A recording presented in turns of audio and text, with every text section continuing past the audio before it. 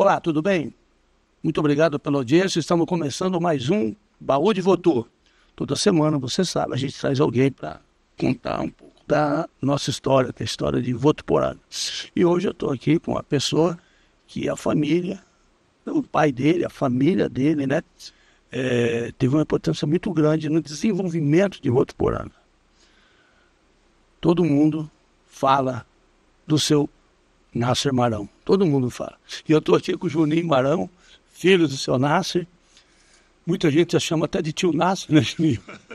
Juninho, muito obrigado por você ter vindo aqui para bater esse papo com a gente. Eu agradeço muito, Zé. Para mim é uma honra aqui. Eu adoro, você sabe, eu sou uma pessoa extremamente saudosista.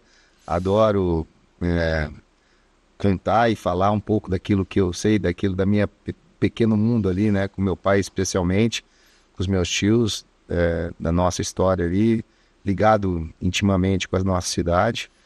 E eu já vi, né, tem algumas pessoas que passaram por aqui que acabaram falando Egmar, Valdir Petenucci e tal. Eu vi. Muita gente fala. Trabalhou, no mínimo trabalhou no Marão. É isso mesmo, muitos, né? Muito. A empresa histórica aqui na cidade. Júnior, vamos começar então pelo início das coisas. Como é que o seu pai veio para Votuporanga? A tua família, eles vieram para o Brasil como? Quem é que veio para o Brasil e depois vieram para cá? Meu avô, né, Abdo Alfagali, ele veio para o Brasil no início do século passado e aqui, juntamente com a minha avó, já casado com a minha avó, eles tiveram 7 filhos, e do qual meu pai era o 4º filho, né, e do meio exatamente, e muitos aqui, inclusive recebem nome na cidade, nome de ruas da cidade, como o tio Tufi, né, que era o pai do Zezinho, da Ercina, da Célia, da Vera Alice.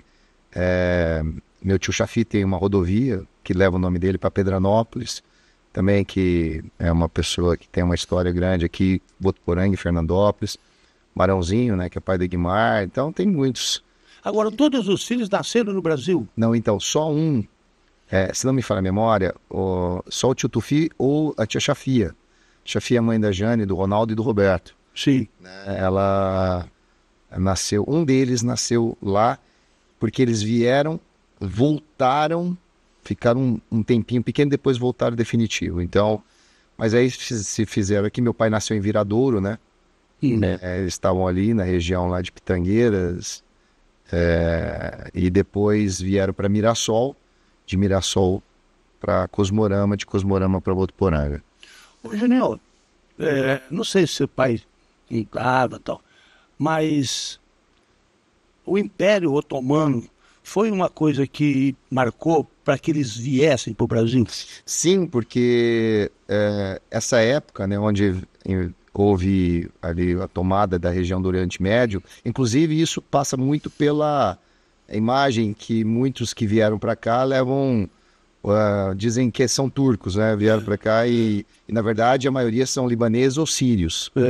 E geralmente a grande maioria são cristãos, não são muçulmanos, né? Então, como é o caso da minha família, que são os maronitas e que é ligado à religião ortodoxa, católica, no caso era cristã, né, uma religião cristã, e eles vieram para cá e através, obviamente, buscando no início do século, como muitos imigrantes vieram para o Brasil, buscando dias melhores, né, porque lá a vida estava bem complicada. Estava difícil. Né? Muito difícil. Então, criaram uma...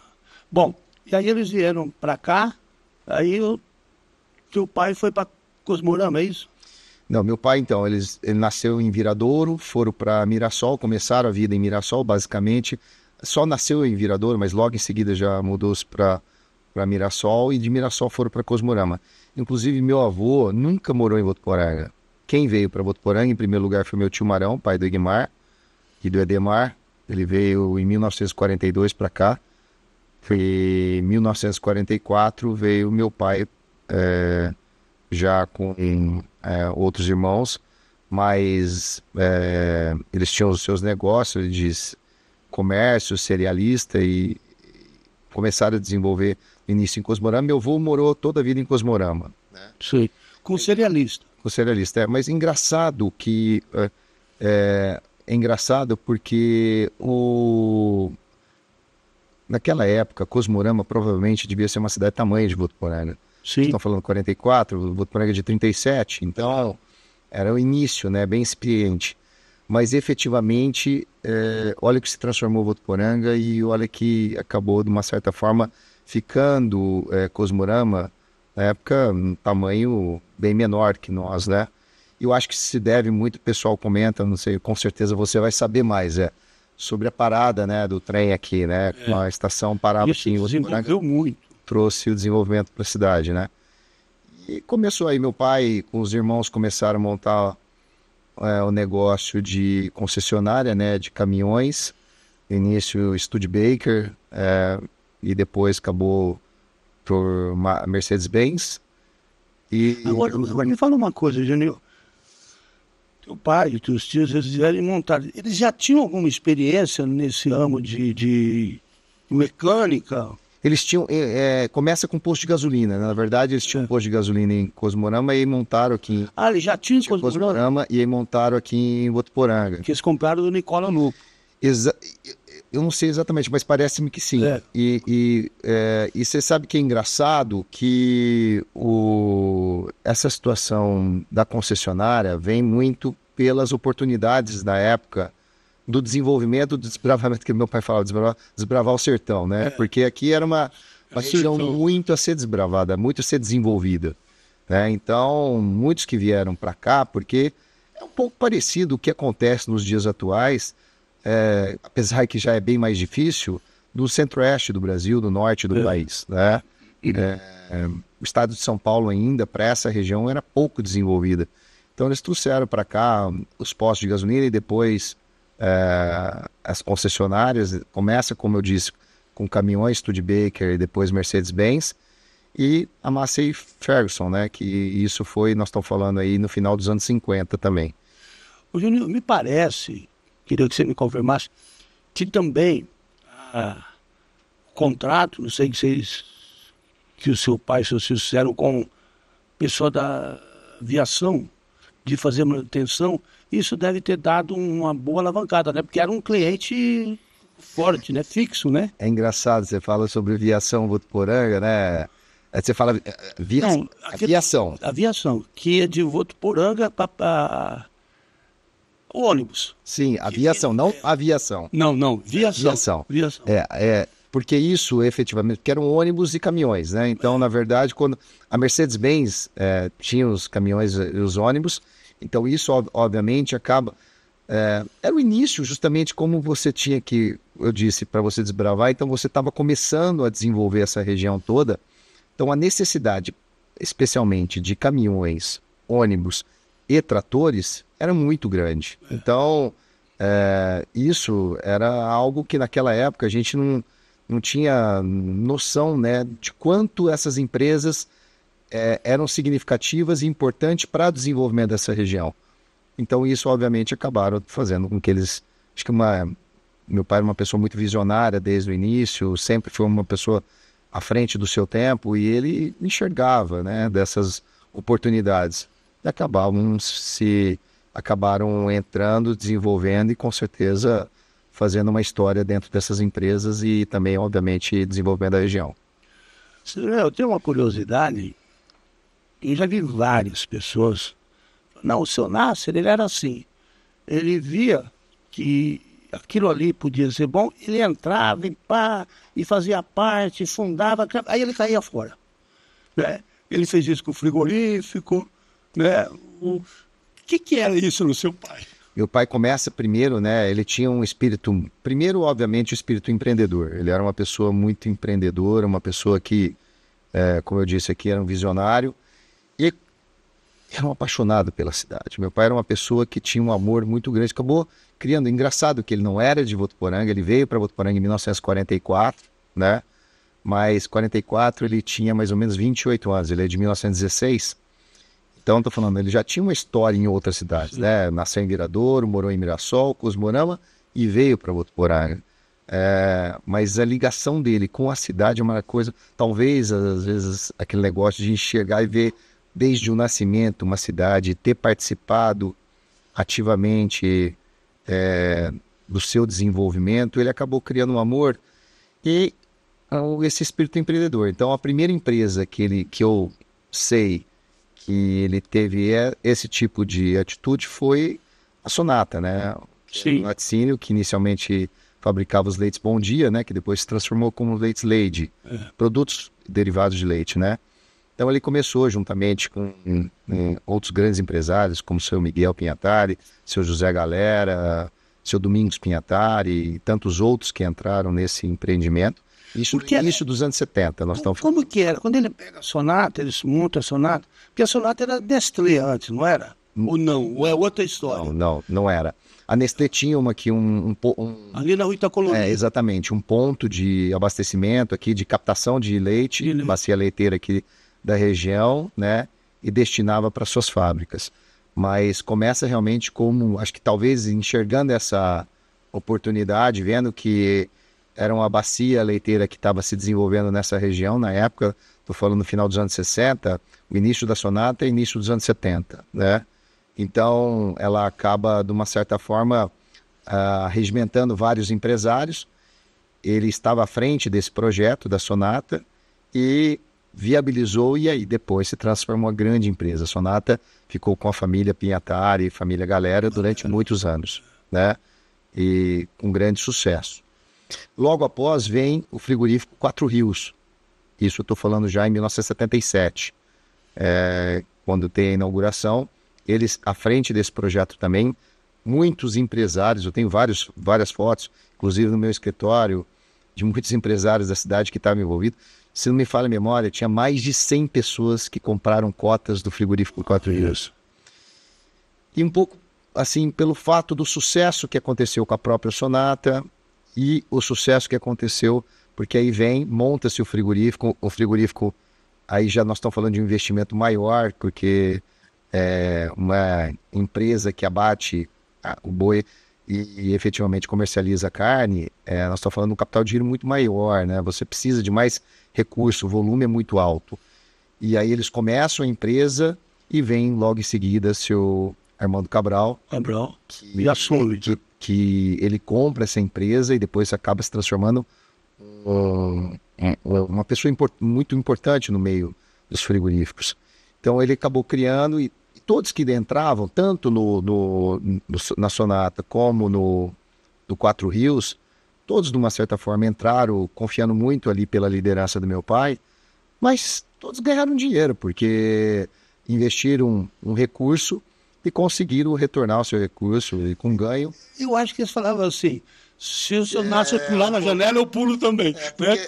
Depois disso, veio um pouquinho para frente, aí nós estamos falando já nos anos 80, final dos anos 80, o Frango Rico. O Frango Rico.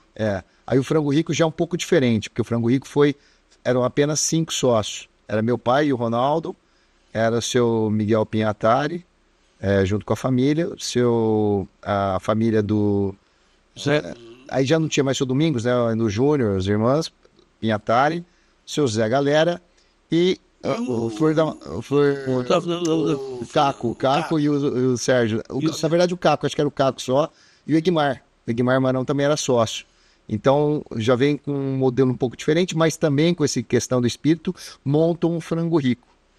E engraçado, né? Porque o Frango Rico hoje é a única empresa que continua com o mesmo nome, uma empresa que cresceu muito, que hoje é da família Pinhatari, né? Era do seu Zé Galera, também ficou muito tempo ali, mas hoje é só da família Pinhatari e eles têm uma empresa realmente muito grande, né? Hoje é um grande orgulho para todos nós. Nós estamos falando de uma empresa que gera hoje mais de 2.000 colaboradores, então... Acho que toda essa história, né? Ele acabou depois, quando ele acabou falecendo, veio muito esse codinome dele de capitão de indústrias, né? Ele era o chamado capitão de indústrias, e isso obviamente se deve pela idealização e a construção e fazer com que essas empresas se transformassem em empresas importantes.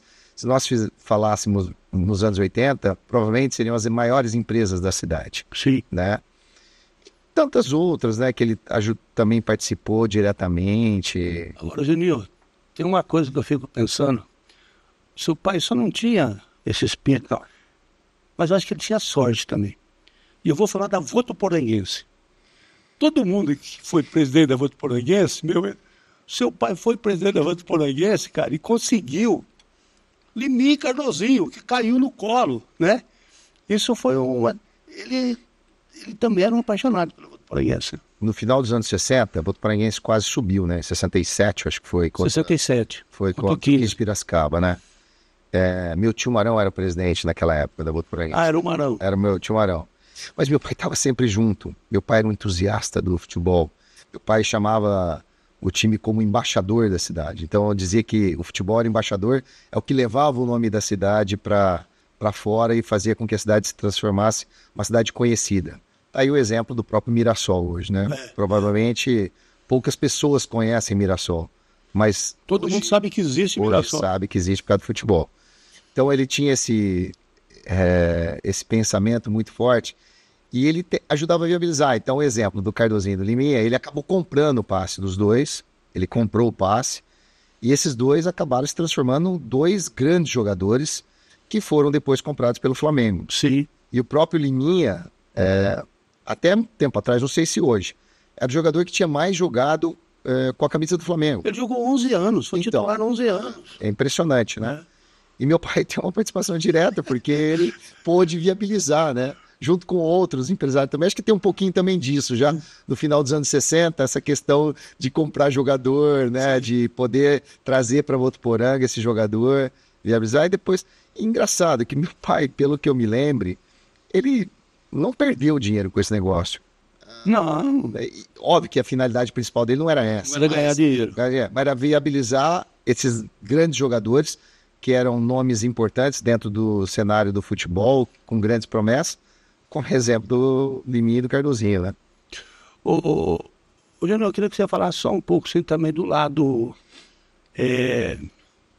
solidário dele, do lado social dele. Eu sempre soube que o primeiro aparelho de hemodiálise da Santa Casa foi seu pai que deu. E há uma história, não sei se é verdade, que um amigo dele se suicidou porque tinha que fazer hemodiálise assim, para Rio Preto. E o teu pai ficou, pô, mas quem? Não foi Poranga, né? Não tem, então. E foi e deu. Como que era essa relação de teu pai? Essa história é muito interessante, porque meu pai ele tinha um lado muito forte da benemerência, né? Ele participava, ele sempre fazia questão de falar para mim e para o meu irmão que todos os empresários, todos aqueles que têm uma situação mais abastadas, têm que devolver parte do que tem para a sociedade de uma certa forma para trazer benefício.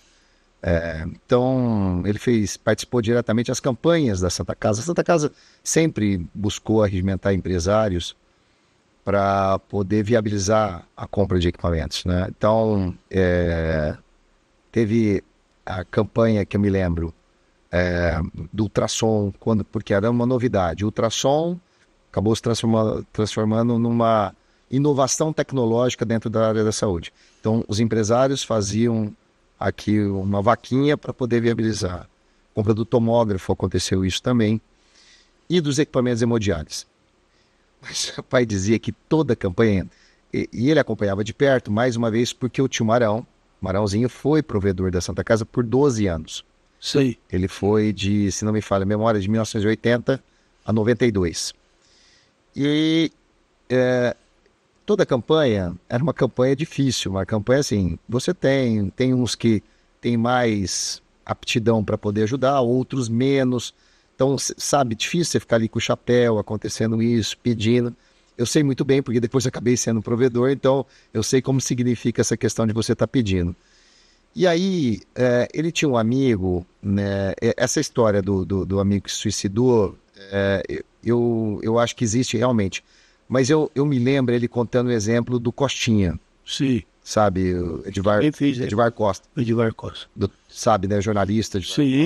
E o filho, o Edmar, todos os Costas aqui de Votuporanga. Ele dizia do sofrimento dessas pessoas terem que acordar todo dia, 3 horas da manhã, todo dia não, 3 vezes por semana. Era segunda, quarta e sexta, 3 vezes por semana, pegar uma perua Kombi na época, ia até São José do Rio Preto, passava meio dia lá dialisando e voltava para a cidade. Sofrimento, né, nisso. Então ele resolve fazer a doação sozinho. Eu me lembro ele contando para mim e para o meu irmão sobre isso, ele participando dessa conquista de uma forma decisiva, dizendo que iria doar sozinho esses equipamentos. Então, na época, doou todo o tratamento de água, que era um tratamento bem difícil e era caro, e alguns equipamentos de hemodiálise, para exatamente começar. Era um valor bastante significativo naquela época, mas ele fez isso e ele queria que essa atitude dele reverberasse para a sociedade, para as pessoas que têm condição, para poder destinar. E a gente sabe que existe muito isso, né? O Hospital do Câncer de Barretos é um exemplo muito claro de muitas doações vultosas de alguns empresários ou mesmo pessoas que têm fazendeiros que fazem grandes doações. Então meu pai ele acabou fazendo isso, eu me lembro muito bem, em 1989, quando teve a inauguração dessa grande conquista, né, que eu considero. O Votuporanga acabou virando uma referência na hemodiálise, e então ele tinha esse sentimento, né? Mas tantos outros que ele participou, eu falo assim, aí tem não só ligado à área da saúde, meu pai era uma pessoa que fazia questão de ajudar a cidade. Uma delas, muito forte, justamente é o fórum nosso, né? O Fórum de Justiça nosso, meu pai doou o terreno era um terreno bem grande, e tinha toda uma dificuldade lá para poder conseguir viabilizar. Então ele fez a doação do fórum. Meu pai fazia uma coisa que eu falo assim, que é raríssimo. Ele doava e não segurava nenhuma área em volta, né? Tá. Porque assim, a gente se conhece vários doadores que faz a doação e tá tudo certo. Não estou dizendo que não é nenhuma sacanagem. Nada, pelo contrário, né? Você está ajudando, inclusive, a viabilizar algo para a tua cidade. Mas ele doava e não guardava áreas para poder valorizar suas áreas no entorno. Sim. Então, efetivamente, isso é verdadeira, né? Doação que eu falo com espírito para poder viabilizar aquele benefício em si. A sede do Rotary hoje, a ampliação dele, o próprio estádio Plínio Marim com o seu Carlos Ferrari, participou ali da arrematar o estádio porque tinha umas dívidas. Então, arrematou para poder doar para a cidade na época, né, para o município. Então, ele participava diretamente, ele estava sempre à frente aí para poder ajudar tudo que fosse dizer respeito a trazer desenvolvimento para Votuporanga. Bom, Juninho, vamos agora passar aí para você, que também tem uma história. Como é que você entrou na política? Começou com aquele grupo que fazia exposição? Como é que foi? Porque você nunca foi um cara... Não, é engraçado. Meu pai faleceu em 91, né? Em 92 teve a primeira eleição, logo depois que ele faleceu, que foi a eleição que elegeu o Pedro Stefanelli para prefeito. A minha relação com a política estava ligada diretamente à participação do meu pai. Meu pai era uma pessoa que nunca foi candidato aqui em Votuporanga. Talvez as pessoas não saibam, mas ele foi vereador em Tanabi, mas representando Cosmorama, né? Na época que tinha Cosmorama, acho que fazia parte do município de Tanabi. Da comarca. Da comarca, ele foi vereador e foi o primeiro presidente da Câmara de Cosmorama, né? Quando Cosmorama, acho que acabou se transformando em município, ele acabou sendo o primeiro presidente da Câmara. Mas depois nunca mais meu pai foi candidato a nada, né? Ele terminou ali a sua vocação política por ali, como política partidária e como candidato. Mas ele sempre fazia questão de participar das campanhas aqui. E eu participei de diversas como filho, acompanhando o pai, né? Então eu estava ali vendo tudo nos bastidores. E em 92 ele acabou... em 91 ele acabou falecendo. Aí teve algumas outras 2 campanhas. Eu me lembro que teve uma campanha em 94, que eu tive uma ligação ali, Votuporanga tinha uma possibilidade de eleger um deputado do estadual, que era o Marcos Laraia, não sei se você se recorda disso. Em 94 ele foi candidato, teve uma votação muito expressiva fora daqui, porque o Marcos como ele tinha uma história na CESP, então eu participei ali de ajudar, tentando a viabilizar a candidatura dele, e quase ele ganhou, ele teve 25 mil votos naquela época, o último deputado tinha ficado com 28 mil votos, então ele quase se elegeu, mas tinha muitos também que acabaram, então ele ficou acho que como sétimo, oitavo suplente. E depois, em 96, teve a campanha do Carlão para prefeito, né? Mas antes disso, em 95 e 96, nós tínhamos feito o Grupo Raiz, como você disse, que eram filhos da terra, para poder ajudar, viabilizar naquela época a exposição agropecuária da cidade. Agora, por que vocês criaram isso? Porque estava meio para baixo? Por que deu em você? Era um sentimento um pouco, porque estava no auge esse negócio. Foi ali quando começou efetivamente a força da música sertaneja, de grandes shows, grandes exposições. E o maior exemplo era Fernandópolis, aqui do lado, que era uma cidade que fazia uma festa bem grande. E nós tínhamos uma festa bem acanhada, com bastante... Quer dizer, não tinha grande repercussão. Falou, vamos pegar. E naquela época tinha o Helder Galera e o Danilo, que eram filhos do seu Zé Galera, eles estavam entrando nesse universo do gado de elite. Então, eles acabaram fazendo uma história muito bem sucedida. Se transformaram em alguns anos os maiores criadores de gado de elite do Brasil, né? De Nelore, então... E a gente tinha bastante amizade, um pouco ali ligado à instituição do Rotary 8 de agosto. Sim. Então, praticamente quase todos nós fazíamos parte do Rotary 8 de agosto. Alguns não, mas quase todos faziam parte. E a gente resolveu fazer essa feira. O Pedro Stefanelli era o prefeito, ele foi uma pessoa que nos estimulou para a gente poder pegar. Pegamos essas duas feiras, foi um sucesso. Naquela época. Você era o Roberto Carlos. Roberto Carlos. Eu me lembro quando eu e o Rui Facchini fomos a São Paulo fechar com o Dodge Sirena, que era o grande empresário Roberto Carlos. Ele falou, olha, nunca cantou em feira agropecuária, vamos trazer ele. E a gente conseguiu, né, através do convencimento, dos argumentos, mostrando que seria importante por esse novo momento da carreira do Roberto Carlos, como se precisasse disso. Mas, na verdade, vocês quase mataram o Caco do coração. O Caquinho era o... Diz que ele foi buscar o Caco e o outro dia ele chorava. Olha que ele viu o Roberto Carlos, ele era um fã incondicional do Roberto, né? Mas foi um marco, né, para a cidade. Nós trouxemos grandes nomes, né, da música brasileira, os que estavam o maior sucesso, a gente conseguiu trazer. E foi um sucesso muito grande, a ponto da gente, Zé, em alguns momentos nós íamos para o Alambrado, colocar uma mesinha e vender ingresso porque a bilheteria estava lotada, não tinha condição. E era na época muito barato, eu me lembro, era 3, 4 reais o valor da entrada, né? Óbvio que nós estamos falando era o início do Plano Real, naquele momento, 30 anos, né? A gente vê ali a inflação desse período, mas obviamente era um valor muito acessível. E teve dia que nós colocamos 27 mil pagantes dentro do recinto. A polícia mandou parar, falou assim, não vende mais porque não cabe mais gente. E foi um sucesso total. Então ali naquele momento a gente acabou viabilizando a feira. Ela acabou se misturando um pouquinho no final por causa da eleição prefeito em 96. Nós apoiamos o Carlão Piantari, o Carlão perdeu a eleição. Então acabou se misturando, não era essa a finalidade, nós não queríamos, naquele momento, sem dúvida, dar essa conotação de interesse político, partidário e tudo mais, mas acabou acontecendo e depois nós não fizemos mais a feira, né? Então o Grupo Raízes, que era esse grupo que acabou criando, ele ficou ali circunscrito a esses 2 anos, 95 e 96, que marcou uma época, inclusive meu irmão... Ele tem todas as fotos, as filmagens daquela época. Outro dia ele falou, vamos pegar e vamos fazer uma exposição disso, porque é interessante, é marcante, né, isso para a nossa cidade.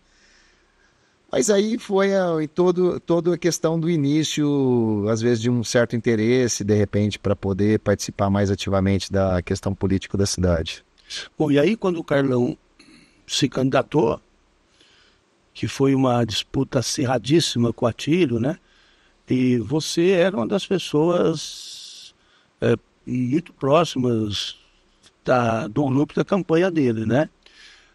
é, já se falava. Bom, o Carlão era considerado o candidato, né? Um sucessor do Carlão, já se trocava essa ideia ou não? Engraçado que em nenhum momento eu pensei nisso por alguns aspectos. Primeiro porque eu era muito novo. Nessa época, eu estou falando em 96, quando foi a candidatura do Carlão, eu tinha 24 anos, né? Então, muito jovem ainda. Minha experiência ainda era como empresário e muito recente. Meu pai fazia 5 anos que tinha falecido. Então, isso efetivamente estava muito incipiente. Dois nomes falavam, o Carlão e o próprio Helder, né? Muita gente falava na possibilidade do Helder ser candidato a prefeito naquele momento. E o Carlão, porque você sabe, né? O Carlão fala que ele tem algo que eu considero assim muito importante, porque é muito difícil às vezes a pessoa que tem uma história de sucesso na vida empresarial acabar se enveredando pelo lado político, né? Talvez você tenha muito isso no Nordeste. No Nordeste tem bastante, né? Está muito ligado o poder econômico com o poder político. Aqui no estado de São Paulo hoje é menos isso. Então, Mas você sabe que o pai dele, o Miguel, não queria, né? não queria de jeito algum. De jeito algum. Eu participei disso muito próximo, né? Tanto é que o Carlão, no final ali, quase não foi candidato, porque seu Miguel não queria de forma alguma. E aí não tinha mais como, porque foi criado toda uma expectativa para que ele se viabilizasse sua candidatura. Foi assim, não tinha como ele falar, não tinha como ele recuar.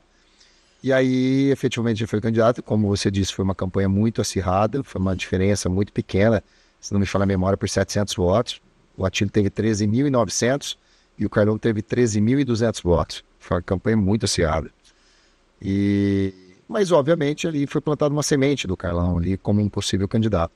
E aí, em 2000, né, o Atílio não foi candidato à reeleição. Ele acaba sendo o candidato mais ou menos natural do Centro Democrático. Centro Democrático, existiam algumas possibilidades de candidaturas aqui, fora do Carlão. Existia a possibilidade do Dado, que tinha sido candidato a deputado federal em 98, teve 14.200 votos, então uma votação já expressiva. Estou falando que o Atílio foi eleito com 13.900. O Dado, 2 anos depois, teve 14.200 votos. Mais ou menos, acho que foi isso. E o Pedrão Stefanelli tinha sido prefeito, já poderia ser prefeito novamente, porque naquela época não existia reeleição, aí já existia, mas foi o primeiro mandato de reeleição, foi os prefeitos de 96. Sim. Né? Os governadores e presidente de 94, no caso Mário Covas e Fernando Henrique, foram eleitos e reeleitos depois de 98. Em 96 já podia, mas em 92 não poderia. Então o Pedro tinha a possibilidade de ser candidato novamente a prefeito, né? Então tinha o Dado, tinha o Carlão e tinha o Pedro Stefanelli. O que aconteceu? Todos ali com vários partidos, muitos participaram dessa decisão, dessa discussão, tal, de colocar o Carlão candidato a prefeito, o Pedro Stefanelli candidato a vice do Carlão, e o Dado tinha uma expectativa, como acabou acontecendo, em seguida de assumir a vaga como deputado federal, porque ele não foi eleito em 98, mas em 2000 o Edinho Araújo, que era o deputado federal do PMDB na época, tinha o Dado como segundo suplente. Eram 2 suplentes, ele e um outro deputado, que era um evangélico, que depois decidiu que ele se elegeu vereador. Então ele preferiu ser vereador do que deputado federal, olha só. E o Dado acabou assumindo a vaga que era do Edinho Araújo como prefeito, e assim o Carlão foi eleito, em 96 foi reeleito. Sim. E aí você entra depois como? Desculpa, eu falei 2000 Carlão eleito, 2004 reeleito, né? Em 2003 eu assumo a Santa Casa como provedor do hospital, né? E muito ligado, obviamente, mais uma vez, o sentimento de uma instituição que estava prestes, talvez, a fechar, com muitas dificuldades, não diferente das Santas Casas pelo Brasil afora, tudo mais. E eu encontro o Júlio Semeghini num casamento aqui, ele diz o seguinte, eu falo, pô, Júlio, eu fiquei sabendo agora que você destinou um recurso lá, destinou uma conquista para a Santa Casa de Fernandópolis e tal. Isso efetivamente, cara, pô, vai ser... Falou, ó, Júnior, se você entender que a Santa Casa de Votuporanga tem condição, por que você não assume a Santa Casa? Porque vocês ficam me cobrando às vezes algumas coisas e não tem condição de viabilizar para a Santa Casa, porque a Santa Casa está numa situação bem complicada. Ali em Fernandópolis, a gente tem uma realidade diferente. Essa situação eu levei para um grupo de amigos ali que na época tinha participado da campanha do Carlão, grandes amigos, pessoas realmente espetaculares, muito no intuito de querer ajudar a cidade. Eu levo a questão, eu falo, ó, a gente tem uma situação muito difícil, mas para realmente nos impulsionar na decisão, impulsionar a decisão foi uma conversa que eu tive, que me procurou o Dr. Mauro Esteves, filho do Dr. Gumercino, e o Dr. João Paulo Pedroso, filho do saudoso João Paulo, Filho do Dr. Rui Pedroso. Né? Os dois me procuraram, filhos da terra, filhos de médicos importantes, muito preocupado com os destinos da Santa Casa, e eles falaram, olha, se vocês não assumirem a Santa Casa, a gente está encaminhando hoje pacientes já para Fernandópolis, não estamos caminhando mais para Rio Preto. Aquilo assim nos pegou, e aí eu falei, pessoal, nós temos que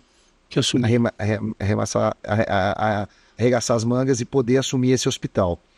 E não era para eu assumir esse hospital. Quem teria que assumir, na nossa visão, era o João Edson, da CFR. Porque o João Edson tinha já participado de algumas diretorias anteriores, tudo mais.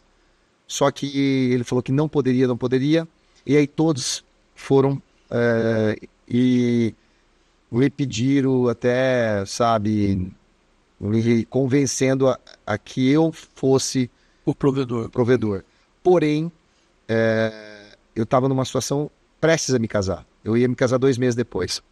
Falei, eu preciso da autorização da minha futura esposa e do meu irmão, que é meu sócio, né? Porque isso requer dedicação, requer, de uma certa forma, até uma abnegação em relação às empresas. E aí eu falo com a minha esposa tinha acabado de fazer seu estágio, ela era fisioterapeuta, fazia estágio na Santa Casa, estava vivenciando a situação do hospital, e ela me estimula, né? E meu irmão também entendendo. Meu irmão falou, tem um cargo pior não aqui, né?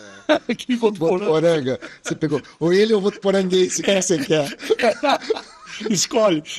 Aí eu falei, não. Ele falou, olha, pô, vamos lá, tal. Assumo o hospital, naquele momento, junto com esse grupo de pessoas espetaculares. Entre eles estava o seu José Delgado, né? Bressan, João Edson, Ivo Matavelli, Eduardo Costa, bom, tantos outros, MEC, tudo mais, o pessoal estava lá junto comigo, e a gente assume e começa a mudar a história realmente, a gente começa a fazer um trabalho muito forte. Então foram 4 anos, o mandato era 2 anos, eu fiquei mais 2, foram 4 anos, 2003 a 2007, que a gente conseguiu mudar um pouco a história de um hospital que estava numa situação bem complicada. Eu termino esse mandato, a gente fazendo cirurgia cardíaca, né? Então foram 4 anos intensos, com apoio do então prefeito Carlão, né? O Carlão era prefeito, foi uma pessoa que nos ajudou muito. O secretário de Estado de Saúde acreditou muito naquilo que a gente levou para ele, o governo do Estado de São Paulo. A sociedade abraçou a causa, né?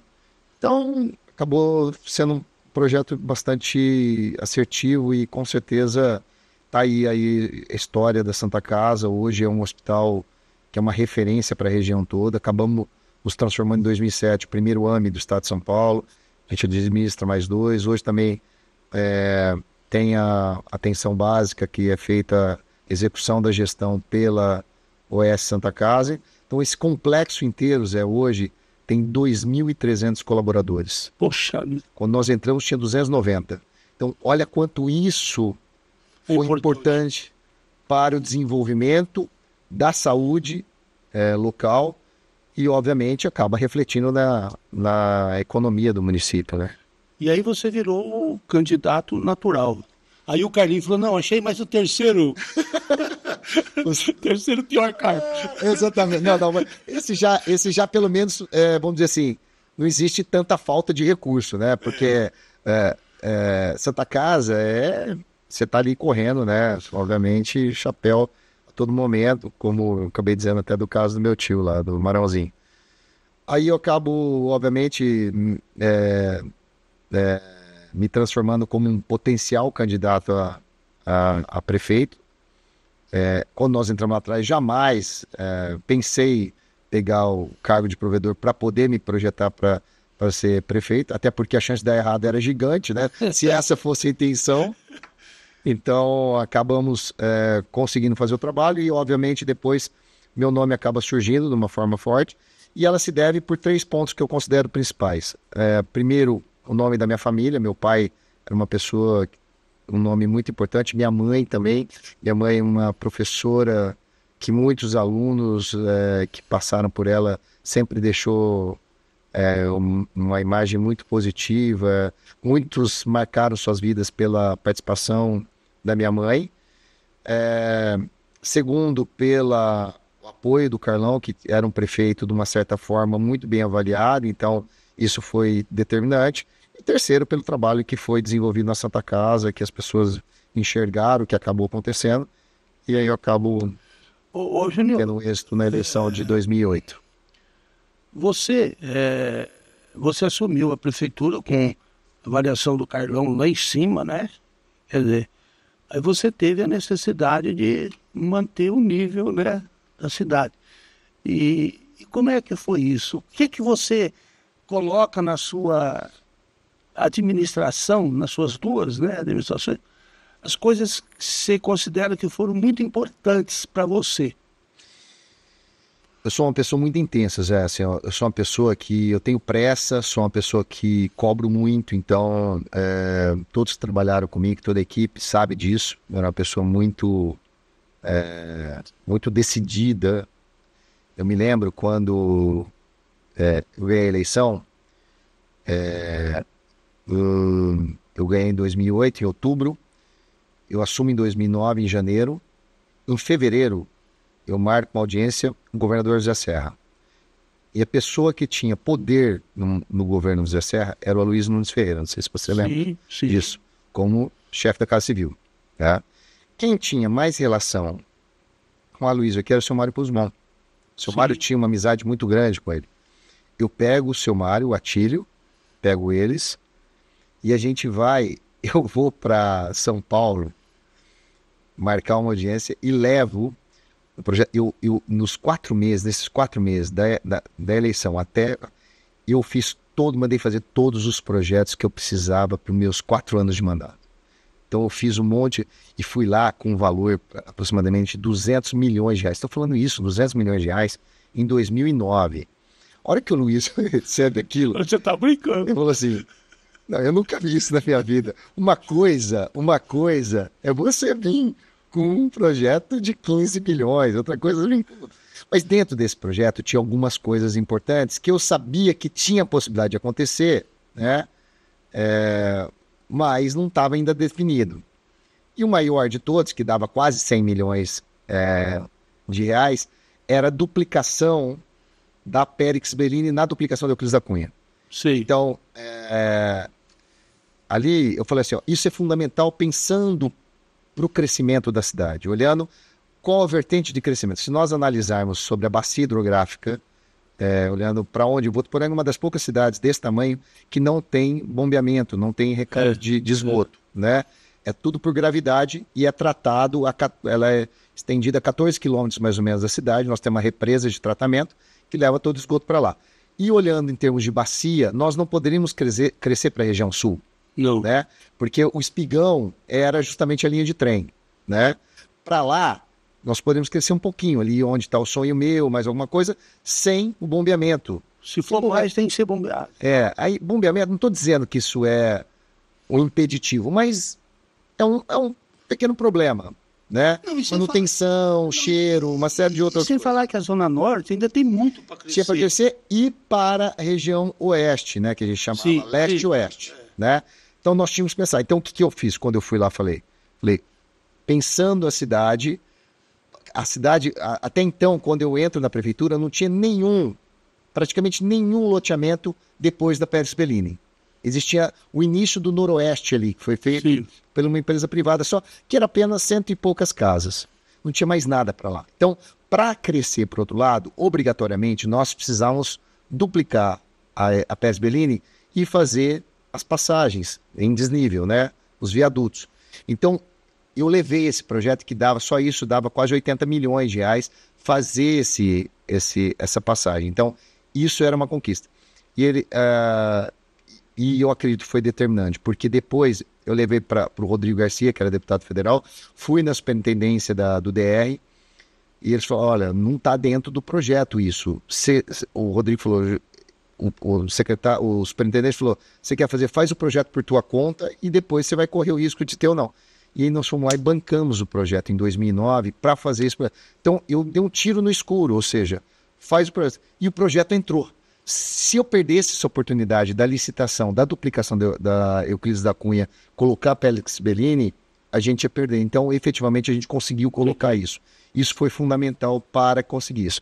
E tantas outras, por exemplo, eu coloquei, pensando já crescer a cidade para esses 2 quadrantes, então eu tinha que fazer um poço profundo na região leste, depois na região oeste. A gente acabou viabilizando isso não através do governo do estado, aí sim, através de PAC do governo federal, a gente conseguiu os 2 poços profundos. E outros projetos que eu considero. Então isso ficou marcante, porque já no início do mandato eu já sabia tudo que eu gostaria de executar como prefeito para poder realmente atingir aquilo que eu tinha traçado. Mas tudo que a gente desenvolveu, e o Carlão, como nós dissemos aqui, ele foi um prefeito bem avaliado, muito bem avaliado, tinha feito bastante coisa, principalmente a questão de asfalto, ele avançou muito na questão do asfalto. Então, a gente deu prosseguimento, né? O Carlão me entregou a cidade com 94% da cidade asfaltada. Os últimos 6, então, a gente terminou. Obras de saúde. Então, a saúde, nós fizemos um projeto para redesenhar toda a saúde. Então, esse projeto de fazer com que a Santa Casa executasse a gestão, isso foi feito também. O investimento nos postos de saúde, que a gente levou o nome para consultório municipal, na área da educação e tudo mais. Mas, efetivamente, o que fez eu praticamente, assim, as pessoas verem e falar, pô, esse prefeito é arrojado, foi a obra da revitalização da Rua Amazonas. É isso que eu queria perguntar. Essa obra foi muito marcante. Não, foi marcante. Mas eu imagino que você sofreu pressão, hein? Porque como é que você faz isso na principal rua de Votuporanga? Os comerciantes devem ter ficado loucos. Eu não sei se você sabe, esse projeto do Dimas Camargo, quando foi presidente da Associação Comercial, ele trouxe um arquiteto que eu nem... Ele queria fazer o tal do shopping ao céu aberto. Exatamente. Isso nós estamos falando no início dos anos 2000. Ele foi presidente da Associação Comercial, só que ele não conseguiu viabilizar. O final dos anos 90, eu não sei exatamente. Não conseguiu viabilizar. E aí precisava fazer isso. Eu queria muito fazer isso, para poder mexer especialmente com o orgulho do votuporanguense. Porque Votuporanga é uma cidade bem resolvida, mas não tínhamos aquilo. Toda vez que se falava em Votuporanga, falava, pô, o que a cidade tem como referência? Igreja Matriz. Era só a Igreja Matriz. Falar de Votuporanga, Igreja Matriz. Então eu falava, a gente precisa criar algumas outras coisas que isso remete diretamente, não só na qualidade de vida, mas efetivamente no orgulho votuporanguense. Então a Rua Amazonas foi um exemplo e o Parque da Cultura foi outro. Foram as duas coisas que eu considero que são 2 grandes cartões arrojados. Que isso reflete diretamente na qualidade de vida da cidade. E acabou sendo, foram 2 obras. A Amazonas, obviamente, foi bem mais curta, mas foi uma obra, como você disse, que mexeu com o cotidiano das pessoas. Mas o Parque da Cultura foi uma obra que me acompanhou praticamente todo os 2 mandatos. Eu inaugurei no final de 2016, em outubro de 2016. A Rua Amazonas, quando começou a se fazer, começou a ser feita essa obra, não era apenas a revitalização, nós precisaríamos arrumar o problema também grande de inundação. Tinha problema de inundação. Não sei se você se lembra, Zé, ali onde era Riachuelo, sim. Inundava. E aí nós tivemos que arrumar o problema ligando a galeria ali da Rua Ceará, tá? Puxar ele. Quando começa a Rua Amazonas, do lado de cá, a gente começou ali onde é Farmácia São Paulo, ali, Anzai. A gente começa por ali. Olha que falando, nós precisamos resolver definitivamente, porque eu vou fazer essa obra e não vou resolver. O Valdir Petenusco, a equipe da prefeitura, vem fazendo do lado de cá troca da galeria. A hora que eu entro e olho do lado do cinema ali a Giannini, eu vejo as pessoas desse tamanhozinho lá embaixo, eu falo, se der uma chuva aqui, esse quarteirão inteiro vai ser assim tomado. E o Valdir falou, não, fica tranquilo. Eu falei, Valdir, mas vocês têm que trabalhar 24 horas para tampar isso, fazer essa galeria e trocar rapidamente. E eles conseguiram fazer. Então foi um encontro, né? A galeria vindo, que teria que levar até ali onde aquele prédio que era da Riachuelo, e o pessoal da obra da revitalização vindo aqui. Foi um ano de obra me acompanhando. Isso mexeu muito com o cotidiano, como você falou. É que eu queria fazer muito. A Embratel contra, Telefônica contra, Electro contra. A Electro nunca tinha feito um projeto desse dentro da área de abrangência dela.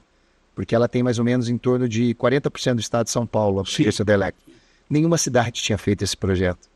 Então, isso. Os lojistas tinham muitas reticências justamente por afetar as vendas dele. Mas um cara importante foi o Marcos, que era o presidente da Associação Comercial na época. O Marquinho, ele foi um cara, juntamente com a diretoria da associação, foram parceiros. E a gente conseguiu viabilizar. Tem uma história marcante, que era o gerente do Magazine Luiza, que era o Alexandre. Ele fez algo que foi muito marcante para mim, porque eu era uma pessoa que eu não podia pisar na hora, eu ia ser xingado lá, né? Porque é afetar, você imagina. Não, você mexer na rua principal, afetar diretamente as vendas, os bancos, tudo mais. Ele reuniu a turma dele e falou assim, pessoal, vamos olhar essa obra com outro olhar. Vamos olhar, vocês estão participando da história da cidade. Vocês vão contar para o neto de vocês que vocês viram essa mudança da urbanização da cidade. Então, isso foi muito marcante, mexeu bastante comigo, falou, pô, olha que olhar, né? Você conseguir ver de outra forma algo tão ruim, uma coisa tão boa, né? Então, depois no final, foi espetacular, porque a gente fez a inauguração, e aí foi realmente o reconhecimento, tanto os comerciantes como os comerciários, no nosso dia da inauguração. Hoje, não sei se tem uma coisa, a gente que é daqui, mas esses tempo atrás, veio um casal de São Paulo. Quando elas entraram na rua Amazonas, ela falou, nossa senhora, quer dizer, chama atenção, né? Chama, e eu tenho uma história, uma pessoa que mais marcou sobre isso foi a dona Olga, que é uma dos principais nomes da educação da nossa cidade, né? A dona Olga era um exemplo aqui em Votuporanga, e ela escrevia no jornal Diário de Votuporanga, né? Ela tinha uma coluna no Diário de Votuporanga, e ela fez uma coluna justamente sobre isso, sobre o dia e o sentimento dela. E ela fez um quadro enorme, ela foi me entregar esse quadro desse artigo dela, com a minha foto no meio. Aí eu falei, nossa, Dona, que presente espetacular. Ela falou, não, isso aqui é para você pôr aqui. Eu falei, porra, cara, quem vier aqui na prefeitura, que cara narcisista, né? O cara coloca a foto dele aqui com o artigo, né? Eu falei, Dona Olga. E aí depois me contaram até que ela tinha uma réplica disso na sala dela. Olha só que coisa maravilhosa, né? A Dona Olga é uma pessoa espetacular. Júlio, infelizmente nós já estamos chegando na reta final do nosso programa. A gente ficaria aqui 3 programas falando. E eu queria que você finalizasse aí o que você gostaria de enfatizar, que nós não conversamos, nesse finalzinho. Zé, para mim é sempre um prazer falar sobre a questão de história, de uma cidade que é tão marcante para nós todos, para você que passou um tempo fora e voltou, para mim que tive a honra de ser prefeito. A minha história política ela está encerrada, né, no sentido de candidato ou mesmo um cargo revestido. Não tenho intenção nenhuma de me candidatar novamente. Foi uma missão que eu cumpri ali durante 8 anos, para a cidade que eu amo tanto, muito ligado, obviamente, na memória do meu pai, da minha mãe, da minha família. Eu acredito que a gente conseguiu desenvolver muitas coisas, mas não deixo de participar ativamente de conquistas da cidade. Então, participo diretamente, me coloco à disposição, né? Hoje, o Jorge sabe que pode contar comigo, tenho uma relação muito próxima do Jorge. Jorge é um grande amigo, até porque foi também meu secretário de planejamento. Acho que o Jorge tem grandes projetos desenvolvendo em Votuporanga. muitas coisas boas estão por vir aí. Eu tenho participado, assim, no sentido de poder ajudar. Então, nunca me furto disso e me coloco à disposição e espero que a cidade possa cada vez mais se desenvolver, mas seja uma cidade muito boa para todo mundo. Yes. Júnior, muito obrigado. Obrigado. Bom, e assim nós terminamos mais um Baú de Votu. Muito obrigado pela audiência. E na semana que vem nós estaremos aqui com mais um convidado. Até lá.